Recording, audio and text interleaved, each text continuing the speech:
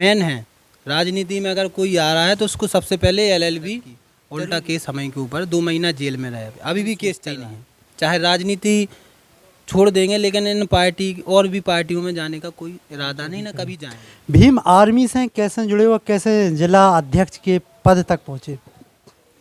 धर्म का मानत हो आप, सनातन धर्म मानत हो? ऐसा सुनो हतो कि संजू चौधरी जितने जाते हैं तो उतने अन्याय के खिलाफ लड़ते हैं और न्याय दिला के आते हैं। तो जब आप जेल गए तो उतने कैदियन खा का न्याय दिलाओ? में आपसे अच्छा इंटरव्यू ना कोई अब हमने देखो है, लेकिन पूरा शुद्ध तो बुंदेली। भैया राम राम नमस्कार, हम आपके मुकेश, आप ने देख रहा हो बुंदेली संसार। आज अपने संग टीकमगढ़ जिला की बहुत ही चर्चित हस्ती, जिनको नाम इन दिनों बड़ो चर्चाओं में है।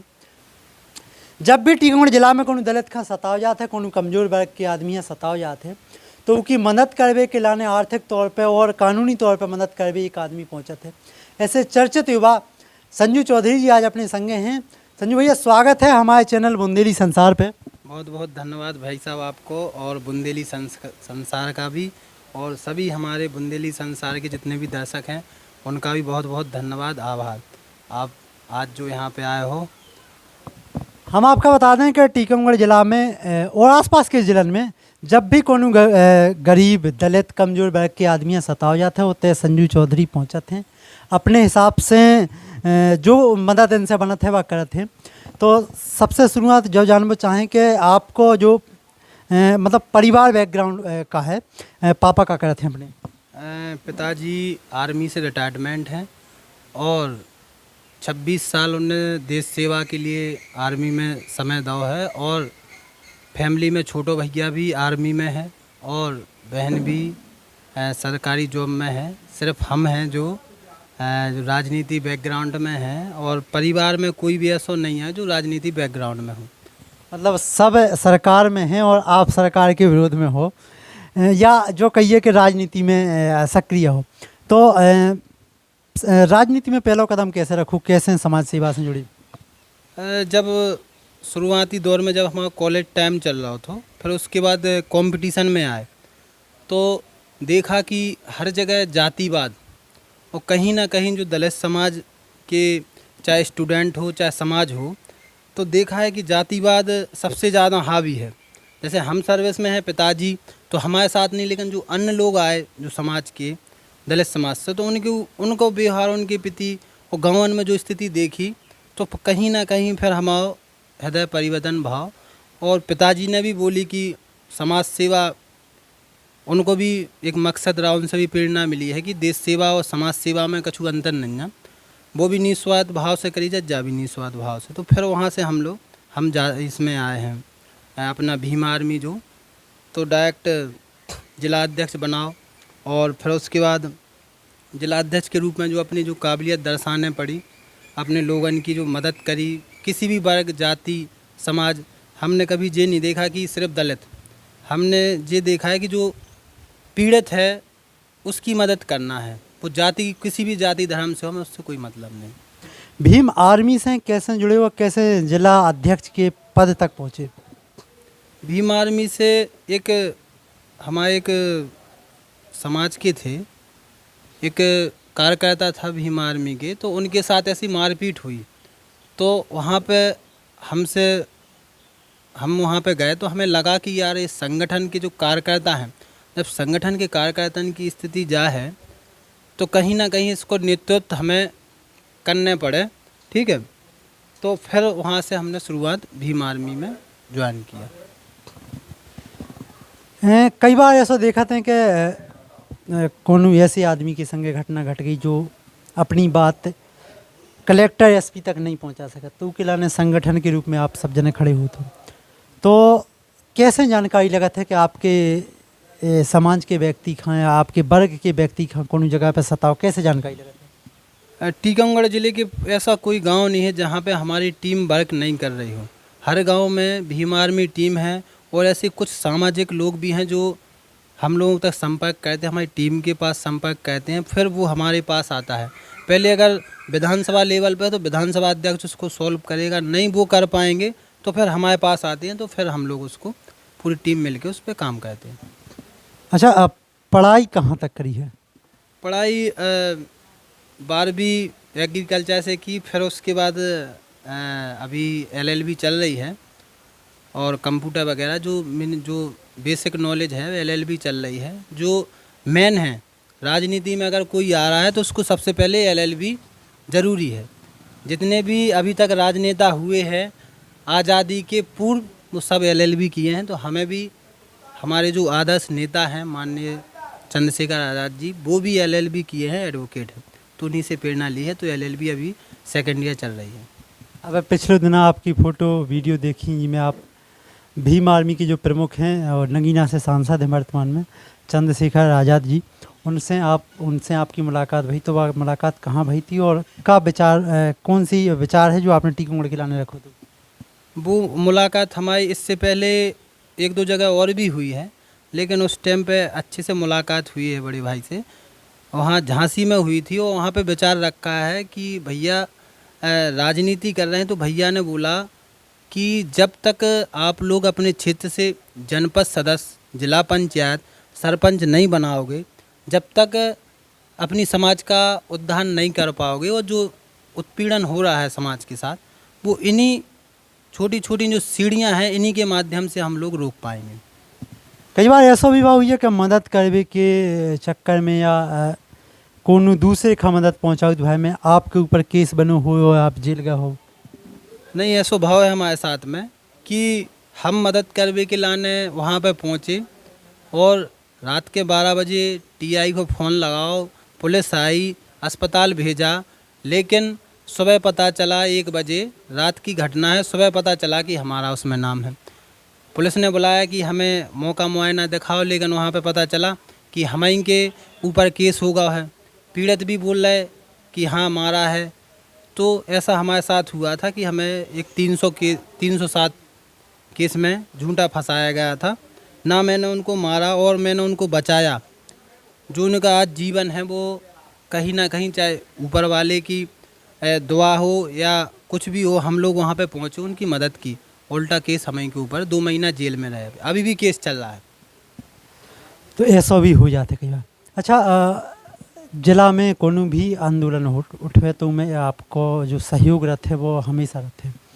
तो जो आप तक नहीं पहुंच पा रहे उनसे का के वो है जो नहीं पहुंच पा रहे हैं तो गांव-गांव में भीम आर्मी टीम या जिला में कोई भी ऐसा आंदोलन हो तो उसमें आके हमसे मिल सकते, या फिर हमारे जो फेसबुक है, इंस्टाग्राम जो आईडियाँ हैं संजू चौधरी के नाम से, कहीं पे भी डाल लो फेसबुक इंस्टा पे तो मिल जाएंगे। बाकी ऐसा कोई भी व्यक्ति अगर मेंशन करे या कोई अपनी समस्या मैसेज के द्वारा भेजता है तो हम लोग देखते हैं कंटिन्यू। इससे पहले जो विधानसभा चुनाव भाव तो उनमें भी हाथ आपने आजमाओ तो, और हालांकि संतोषजनक का रिजल्ट नहीं रहो तो, लेकिन फिर भी कैसो का अनुभव रहो ये विधानसभा चुनाव को? टिकट माननीय राष्ट्रीय अध्यक्ष जी ने मुझे दिया और टिकट देने के जब हम सिंबल वहाँ पे भरने गए तो कुछ ऐसे व्यक्ति रहते हैं कि कहीं ना कहीं वो टिकट का हेर फेर हुआ तो हम निर्दलीय हो गए। निर्दलीय तौर पे जब लड़े तो 6वें नंबर पे आए हैं। पहली शुरुआत थी कि निर्दलीय तौर पे जो राष्ट्रीय स्तर की पार्टियां थीं उनसे अच्छा रिजल्ट रहा तो हमें लगा कि जो हमारी 1 साल राजनीति में आए हुए था उसका संतोषजनक रिजल्ट रहा है। अगर कंटिन्यू मेहनत करेंगे तो निश्चय ही कामयाबी मिलेगी। तो आप जो मदद कर भी जाते तो मैं जो देखा था कि अपनी विधानसभा को आदमी है या अपने जिला को आदमी है या बाहर को भी आदमी है तो मदद है, मतलब मदद करने से पहले का नहीं, आज तक हमने कभी नहीं देखा कि हमारे विधानसभा का है कि जिला का है। शायद अब कल ललितपुर भी जाएंगे तो हमने कभी नहीं देखा। हमने सिर्फ ये देखा कि पीड़ित कहाँ का है और उसकी मदद करने के लिए जितनी संभव मदद हम तक होती है हम करते हैं। आपने जैसा कि बताओ कि केस भले ही झूठा तो लेकिन उसके वजह से आपका जेल जाने पर, तो जेल हमने ऐसा सुना कि जेल जावे से भी होता है जो कैदी होते उन्हें कछु फ़ायदा करवा के आप लौटे, मतलब ऐसा सुनो तो कि संजू चौधरी जितने जाते हैं तो होते अन्याय के खिलाफ लड़ते हैं और न्याय दिला के आते हैं। तो जब आप जेल गए तो होते कैदियन खां का न्याय दिलाओ वो का उनके संगे न्याय आप करवाया है? जेल में सबसे पहले हम जब गए तो हमने देखा कि वहाँ पे जो गरीब व्यक्ति हैं उनको जेल में ऐसा जो एक अमानवीय व्यवहार रहता है कि उनसे काम करवा रहे हैं और जिनके पास पैसा है उनके लिए सब सामान अंदर आ रहा है और साथ में जो जेल में कैंटीन रहती है, हर जेल में कैंटीन रहती है। मध्य प्रदेश शासन ने है कि हर जेल में कैंटीन रहेगी। हमारी टीकमगढ़ जेल में कैंटीन ही नहीं थी। अब बाहर से जब सामान किसी से मंगवाना है तो उसके डबल से डबल पैसे दो, हर व्यक्ति का सामान नहीं आ सकता है। तो फिर जब वहाँ से जब हम निकले तो मुख्यमंत्री जी यहाँ पे आए टीकमगढ़ में, तो सबसे पहले आवेदन भीम आर्मी ने दिया और 1-2 दिन में वहाँ पर कैंटीन चालू हुई। कहूँ ना कहूँ आपके जायज़ से जो होते हैं जो वर्तमान समय में कैदी हैं उन्हें फ़ायदा भाई। अच्छा, तमाम प्रकार के जो आपके जो कार्यक्रम होते हैं जो राजनीतिक वाले है, सामाजिक, उनमें हिस्सा लेते हो, धर्म का मानत हो आप? सनातन धर्म मानत हो? नहीं, धर्म संविधान में हर धर्म की वो बोली गई, कोई भी स्वतंत्र है, हर धर्म का सम्मान हम लोग करते हैं। कभी भी बाबा साहब ने भी किसी धर्म के बारे में गलत नहीं बोला है ना हमने। हम हर धर्म को मानते हैं, चाहे सनातन हो, चाहे ईसाई हो, क्रिश्चियन हो, मुस्लिम हो, जैन धर्म हो, सब धर्म को हम इज्जत कहते, सम्मान कहते हैं। और हम हिंदू हैं, लेकिन आज देखने को देश में जो मिल रहा है कि हिंदू होने के बाद भी उनके साथ कैसा अमानवीय व्यवहार किया जा रहा है। हम लोगों के अगर घोड़ी पे बैठ के निकल जाएं तो पथराव हो जाता है टीकमगढ़ ज़िले में। कहीं पे अभी मध्य प्रदेश में देखो कि कहीं पे कोई मंदिर में चले जाए तो उसके साथ मारपीट हो जाती है। कोई कथा कर ले, अभी इटावा में कथा करने गए थे, बेचारों के सिर मुड़वा दिए। तो ये कहीं ना कहीं कमी है। ईश्वर है इस दुनिया में और सबको मानना पड़ेगा कि ईश्वर है। अब ईश्वर किस रूप में है ये हम और आप लोग अच्छे से जानते हैं कि हवा, पानी, आग, वो किसी भी रूप में आ सकते हैं ईश्वर। उसको आप ऐसे नहीं बोल सकते कि यहाँ पे हैं ईश्वर। मतलब आप अपने तरी जो कह रहे हैं ईश्वर हम मानत हैं, लेकिन जो दिखावे करो जाते पाखंडवाद से दूर रहते हैं, बाकी ईश्वर को हम मानते हैं। भगवान गौतम बुद्ध हैं जो ईश्वर का रूप है, हम उनको मानते हैं और ईश्वर हैं इस दुनिया में।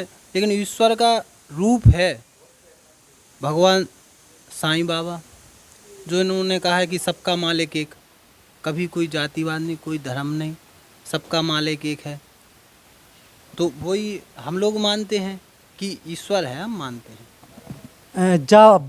बड़ी बात आपने कही है कि टीकमगढ़ जिला में यही साल में 2 से 3 घटनाएं ऐसी घटी जिते एक दलित परिवार के लड़का जब दूल्हा बन के घोड़ा पे बैठ के राह छुपी निकल रही थी तो ओई के गांव के आदमन ने उगे घोड़ा पे से उतार दो, पथराव भी करोगा। तो का मान के चलत हो कि आदमन के दिमाग में कहाँ तक जातिवाद भर हुए? जातिवादी मानसिकता गाँव में और शहर में भी कुछ, जैसे तालाब नहीं रहता है कि 1-2 मछली गंदी रहती हैं, उसका खामियाजा वो बारिश सब में फैलता है। तो गांव में ऐसे हैं कि 1-2 व्यक्ति जातिवाद हैं, लेकिन सब लोग नहीं हैं। ना कोई जाति बुरी है, ना कोई समाज बुरी है, लेकिन उसमें एक ना एक जातिवादी मानसिकता के लोग रहते हैं। ईश्वर ने सिर्फ 2 ही जाति बनाई है, इंसान और जानवर। अब इंसान को इंसान में बांटने लगे हैं लोग, तो ये तो गलत है। बस मैं यही कहना है, जातिवाद जिस दिन हमारे देश से ख़त्म हो जाएगा, हमारा देश बहुत विकास करेगा। अच्छा, भीम आर्मी से जुड़वे से पहले या जुड़वे के बाद जो और पार्टियां हैं, तो कभी कोनो ऑफर दूसरी पार्टी से आओ तो कि हमारी पार्टी ज्वाइन कर लो? राष्ट्रीय पार्टियां हैं जो अपने तय सक्रिय भी हैं कई पार्टियां, तो कोनो ऐसी पार्टी से ऑफर आओ तो ये चुनाव लड़वे के बाद भी हो सकता? नहीं, ऑफर आए हैं, लेकिन क्या है, एक जगह जैसे अपना मिशन है कि इंसान को दर्द जब होता है, जब उस टाइम पे मलहम नहीं लगा पाए। अब हवाबाजी करते हैं कई राजनीतिक पार्टियां हैं जो कि सिर्फ हवाबाजी, सोशल मीडिया पे कहीं कुछ, तो क्या है, उन चीज़ों से हम दूर रहते हैं। जो मिशन का काम करेगा, भीम आर्मी है जो दलित समाज के लिए, बहुजन समाज के लिए हमेशा खड़ी रहती है। तो चाहे कुछ भी हो, हम भीम आर्मी के अलावा और कोई पार्टी, आज़ाद समाज पार्टी है हमारी, उसके अलावा कभी हम सोचते ही नहीं हैं। चाहे राजनीति छोड़ देंगे, लेकिन इन पार्टी और भी पार्टियों में जाने का कोई इरादा नहीं, ना कभी जाएंगे। कछु जनन को मानव जरूरत के समाज में जातिवाद नहीं है तो आरक्षण की का जरूरत है, ऐसो कई जन को क्या बोला था, तो उनके लाने का जवाब? हम तो यही कह रहे हैं कि भैया आरक्षण ख़त्म कर दो, लेकिन जो जाति भी तो ख़त्म कर दो। जैसे कहीं पे भी जाति नहीं लिखी हो, कोई भी व्यक्ति अगर जैसे बताए जाति हर डॉक्यूमेंट में से ख़त्म कर दो। अब क्या है, आरक्षण भी ख़त्म करना और जाति भी।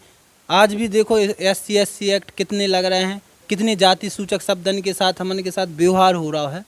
वो ख़त्म हो जाए तो ऑटोमेटिक आरक्षण ख़त्म हो जाए। आरक्षण की ज़रूरत तब थी जब हमारे लोग 3,000 साल पहले से गुलाम हुए, पढ़ने नहीं दिया गया, बहुत से ऐसे अमानवीय व्यवहार हुए, तब संविधान में लिखा गया कि जो पिछड़ी जातियां हैं उनको आरक्षण कुछ वर्ष 10 वर्ष 20 वर्ष के लिए दिया जाए।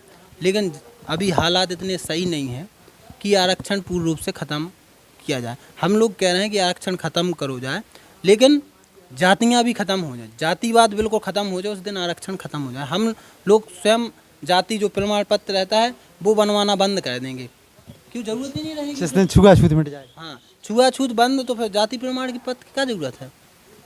अच्छा, अपने जिला में एक बड़ो चर्चा को विषय है बनो है और सोशल मीडिया पे बहुत ही ज़्यादा वायरल हो रहा, जिसमें कई जने जो हैं वो एक दूसरे को गाली देते हैं। कई बार ऐसा होता है सामाजिक तौर पे गाली देते, कई बार व्यक्तिगत तौर पे सोशल मीडिया पे ऐसी चीज़ें एक्टिव रहते हैं। उनके खिलाफ आप सब जनन ने अब मिलकर बहुत बड़ा एक आंदोलन टीकमगढ़ में निकालो, तो जिसमें भीम आर्मी ने भी अपना पूरा बहुमत दो तो पूरे साथ दो तो वो आंदोलन में। तो का वो आंदोलन को प्रभाव पड़ो है और आगे का विचारधारा है जो सोशल मीडिया पे गाली गलौज कहते हैं, अश्लीलता भरी वीडियो बनाते हैं। तो क्या है, जे लोग जो बनाते हैं उनमें शिक्षा की कमी है। अगर वो शिक्षित होते, क्या हुआ, कोई 10 पास हुआ या फेल हुए, फिर उनको क्या देखता है कि वो जो कचरा रहता है दिमाग में फिर वो ही घूमता रहता है। जो शिक्षित व्यक्ति कभी भी, आज तक तुमने देखा हो कोई भी शिक्षित व्यक्ति जो पढ़ा लिखा है वो कभी ऐसी अश्लील प्रकार की उनको कभी ना वीडियो बनाता है। जब हमारी समाज अभी अशिक्षित है, हर समाज में ऐसा कोई समाज नहीं है जो बिल्कुल पूर्ण रूप से शिक्षित हो। हर समाज में कुछ ना कुछ ऐसे अशिक्षित व्यक्ति हैं जो कानून को नहीं जानते, संविधान को नहीं जानते हैं, वही व्यक्ति अश्लील वीडियो बनाते हैं। आजकल जो इंस्टाग्राम हुआ है उस पर इतनी अश्लील वीडियो बन गई हैं कि आज छोटे बच्चे या बड़े बूढ़ों के सामने हम इंस्टाग्राम नहीं चला सकते। ये स्थिति है, कहीं भीड़ में बैठ जाएं जो अच्छे बुद्धिजीवी वर्ग होंगे तो उनके सामने बैठ के इंस्टाग्राम नहीं चला सकते, क्या पता कब क्या निकल आए। जा बहुत अच्छी बात है, तो हम लोग को चाहें क्योंकि आप LLB के छात्र पढ़ाई कर रहे हो और कानून की जानकारी रखा तो सोशल मीडिया पे गाली गलौज कर अश्लीलता की वीडियो बनावो, ई के लाने का प्रावधान है संविधान में और कानून की ताकत में? नहीं, IT एक्ट है, जो अपनी टीम है, जो पुलिस विभाग में नई अब जो BNS लागू भई है उसमें अलग से नियम बनाए गए हैं। IT एक्ट की जो भी जो सोशल मीडिया पे अभद्र या कुछ भी करे तो कांटेक्ट बनाए तो उन पे कानूनी कार्रवाई है, 3 महीना की जेल भी है। और भी जैसे अश्लील कुछ कहते हैं, किसी की पोस्ट वायरल कहते हैं गलत अश्लील, तो उन पे कानूनी कार्रवाई है। लेकिन पुलिस प्रशासन इस पर ध्यान दे, IT जो भी उनका सेल विभाग है जो भी वो अच्छे से काम करेगा। जो भी व्यक्ति इस प्रकार की बनाते हैं उनके तत्काल अकाउंट ब्लॉक हों। तो हमारे समाज में क्या है, आज उसने डाला फिर वो उसकी प्रतिक्रिया देने के लिए हमारे इस साइड से कुछ लोग डाल देते हैं, तो क्या है दोनों में एक जातीय संघर्ष हो जाता है, फिर बड़ा रूप ले लेते हैं। अभी जैसे कुछ दिन पूर्व कुशवाहा समाज और ठाकुर समाज के बीच में जो एक गजेंद्र ठाकुर के नाम के व्यक्ति ने डाला तो एक जातीय संघर्ष बन गया था। तो कहीं ना कहीं शुरुआती जैसे होती है, अगर पुलिस प्रशासन को दबा दे तो फिर ये बड़े रूप नहीं ले सकती। भाईचारा जो सामाजिक सौंदर्य है वो बना रहेगा। आज के व्यक्ति जन का शिक्षा देवो चाहते हैं कि उन्हें का करू चाहिए, आगे चल के राजनीति में आओ चाहिए, या उन्हें का करू चाहिए जो गांव से आप खान देख रहे हो या गांव से आपसे जुड़वा चाहते हैं? हम उनको यही शिक्षा देना चाहते हैं कि भाई जो नशा है, आज गाँव में नशा, स्कूल में ज़्यादा बच्चे जा नहीं रहे हैं, नशा की ओर ज़्यादा। आजकल जो ऑनलाइन गेमिंग स्टार्ट हो गई, इंस्टाग्राम चल गए, कई प्रकार के सोशल मीडिया ऐसे प्लेटफॉर्म कि उसमें कहीं ना कुछ गलत डाल देते हो, हमारे लोग कानूनी उसमें आ जाते हैं, फिर केस कई प्रकार की ऐसी होती हैं। सबसे पहले तो शिक्षा पे ध्यान दें और जो नशा से बिल्कुल दूर रहें। एक चीज़ और गांव में सबसे ज़्यादा चल रही है कि जो एक जो लड़का लड़की रहते हैं जो 17 से 18 के बीच में, कुछ नाबालिग रहते हैं, तो ये लोग सोशल मीडिया के द्वारा किसी की पोस्ट डाल दी, या नाबालग रहते हैं जो परिवार के सहमत नहीं हुए शादी विवाह के लिए, तो हमारे लोग भाग जाते हैं। नाबालिग लड़की है और लड़का बालक रहता है कई बार, तो ये लोग भाग जाते हैं। तो फिर क्या है, इसमें पॉस्को एक्ट लगता है। कई ऐसे बच्चे हैं, कई ऐसे लड़के हैं जो अभी 19 साल की उम्र है और उन पे ये एक्ट लग गए हैं, 76 लग गया है जो भी उत्पीड़न के, तो 20-20 साल के लिए सज़ा हो गई। हमने जेल में एक चीज़ देखी है कि समाज में सबसे ज़्यादा कम से कम 200 लड़के ऐसे थे जो 19 साल के, उनकी दाढ़ी मूछ भी नहीं आई है, उन पे 76 और पॉस्को एक्ट लगे हुए हैं। तो कहीं ना कहीं ये उन लोगों को अगर शिक्षा होती, संविधान में एक हर बच्चे को अगर संविधान कम से 10वीं क्लास के बाद पढ़ाया जाए, या कुछ बेसिक चीज़ें नॉलेज में हो कि क्या करना है, समय रहते क्या करना है, तो बहुत से लोगों की जो भविष्य खराब होता है वो नहीं हो पाएगा। चलते चलते जो हमारे चैनल के दर्शक आप खान देख रहे हैं, उनसे का कहना है, बुंदेली संसार चैनल के जो दर्शक देख रहे हैं? सब यही कहना चाहते हैं कि हम जब राजनीति में नहीं आए थे, जब से आपको देखते कि एक वीडियो वायरल हुआ तो कि मम्मी हम जटाशंकर पहुंच गए। वो वीडियो हम बहुत देखो हमने, वो बहुत पसंद भी है कि एक जो खुल के आपने बोलो, तो एक हम यही चीज़ आप लोगों से बोलत कि दर्शक आप लोग भाई को सपोर्ट करो, और पूरे बुंदेलखंड में हम सोचते कि आप कहूँ मिलो हमें और इंटरव्यू नहीं, बात हो जाए, भी बहुत बड़ी बात है।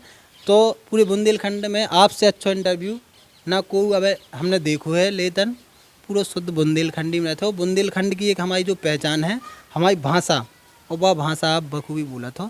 तो सब लोग भाई को सपोर्ट करें, और जो भी जितना भी अगर हमसे बन पड़े हम भी सपोर्ट करें। आपकी ऐसी प्रेम व्यवहार आप सभी बनाए रहें, और बुंदेली संसार को मध्य प्रदेश और पूरे देश में टॉप आप ही लोग कर सकत, तो आप लोग सब लोग सपोर्ट करें।